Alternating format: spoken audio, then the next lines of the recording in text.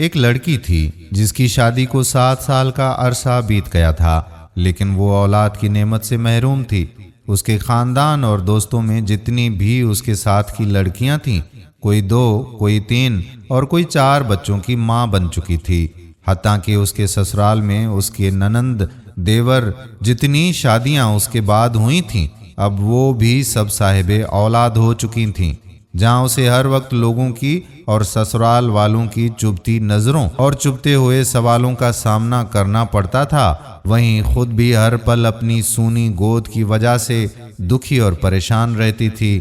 اس کے رپورٹس میں بھی ڈاکٹرز نے نا امیدی ظاہر کر دی تھی، جس پر ہر وقت وہ دکھی رہنے لگی، مگر دل میں ابھی بھی ایک امید باقی تھی کہ اللہ سے بڑا کوئی ڈاکٹر نہیں ہے۔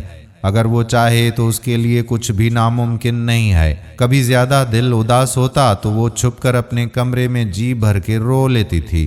کوئی بھی اس کی تکلیف کو نہیں سمجھ پا رہا تھا کہ وہ خود اولاد نہ ہونے کی وجہ سے کتنی تکلیف اور اذیت سے گزر رہی تھی۔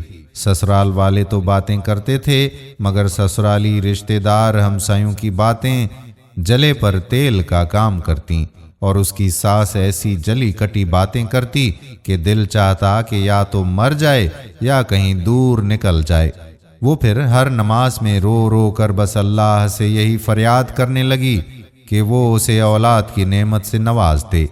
وقت گزرنے کے ساتھ ساتھ جب اس کی دیورانی کے یہاں چھوٹے بچے نے جنم لیا تو ساس کے تانوں میں اور بھی شدت آ گئی کہ یہ تو بانجھ ہے، میرا بیٹا اب بے اولاد ہی رہے گا۔ پھر وہ وقت بھی آیا، گھر میں اس کے شوہر کی دوسری شادی کی باتیں ہونے لگیں۔ ایک دن وہ اپنے دیور کے بچے کو گود میں لے کر پیار کر رہی تھی تو نہ جانے اس کے دل کو کیا ہوا، وہ بچے کو وہیں لٹا کر اپنے کمرے میں آئی اور ایسا روئی کہ سارے گھر والے جمع ہو گئے۔ اس کے دل کی حالت کو سمجھے بنا وہ سوچنے لگے کہ یہ دیور کے بچے سے جلتی ہے، اس سے حسد کرتی ہے، مگر ان جاہلوں کو کون سمجھائے کہ اللہ نے اسے ایسا دل دیا ہی نہیں جو کسی سے جلنے والا ہو۔ وہ تو ان لوگوں میں سے تھی جو اپنی خوشیاں کسی اور کی جھولی میں ڈال دیں، جو اپنے منہ کا نوالا نکال کر کسی اور کے منہ میں ڈال دیں۔ وہ تو بچے کو پیار کرتے وقت اپنی سونی گود کی وجہ سے اس طرح دل گرفتار ہوئی کہ خود پہ قابو نہ پا سکی، اور آج اس کے آنسوں بھی سارے بند توڑ کر بہنے لگے۔ واحد ایک اس کا شوہر تھا جس نے کبھی اس کو تانا نہیں مارا۔ ایک دن کسی نے اسے کہا کہ اپنے شوہر کے بھی ٹیسٹ کرواؤ۔ پہلے تو اس بات پر ہنگامہ ہوا، لیکن پھر اس کے شوہر نے خود ہی کہا کہ کروانے میں بھلا کیا ہی حرج ہے۔ اللہ کی کرنی کہ جب اس کی رپورٹس آئیں تو سب ٹھیک تھیں۔ پھر تو گھر میں ایک طوفان سا مچ گیا کہ اس کو فارغ کر دو، اب ہم تمہاری دوسری شادی کریں گے۔ لیکن اس کا شوہر کسی بھی صورت میں طلاق دینے کے لیے تیار نہ ہوا۔ اس نے اپنے شوہر سے کہا کہ آپ دوسری شادی کر لیں، مگر وہ اپنی بیوی سے بہت محبت کرتا تھا تو وہ نہیں مانا۔ ایک دن کسی نے کہا کہ ایک پیر صاحب کے بارے میں بتایا کہ وہ بہت پہنچا ہوا پیر ہے، اس سے اپنی بہو کا علاج کرواؤ۔ جب اس کی ساس نے بات کی تو اس نے ساس کے ساتھ وہاں جانے سے انکار کر دیا کہ آپ جو مرضی چاہے کر لیں، بے شک اپنے گھر سے مجھے نکال دیں، لیکن میں کسی پیر کے پاس نہیں جاؤں گی۔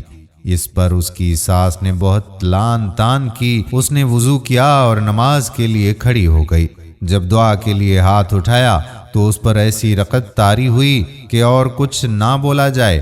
پھر سجدے میں گر کر اللہ سے فریاد کی، یا میرے مولا، اگر تو نے مجھے بے اولاد رکھنا تھا تو مجھے دنیا میں عورت کی شکل میں کیوں پیدا کیا؟ عورت تو پوری ہی اولاد سے ہوتی ہے، پھر میرے وجود کو ادھورا کیوں رکھا؟